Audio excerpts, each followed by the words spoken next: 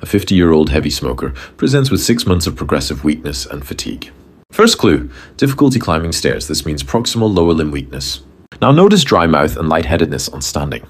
These are high-yield clues for autonomic dysfunction. On exam, he has proximal lower limb weakness with absent reflexes. Highest yield clue. Nerve conduction studies show low amplitude motor responses that improve after brief contraction, increasing 2 to 3 times.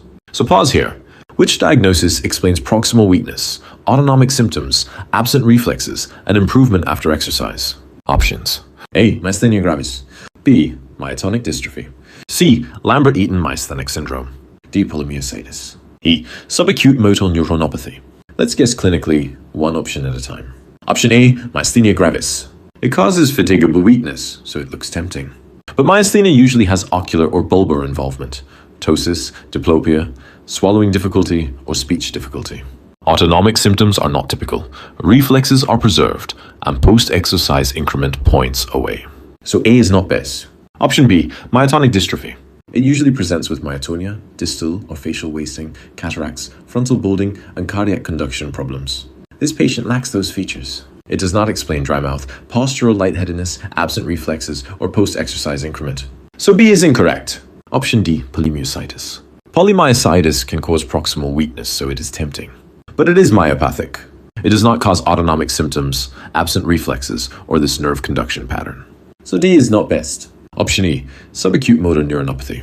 This causes lower motor neuron weakness, often with wasting, fasciculations, and asymmetry.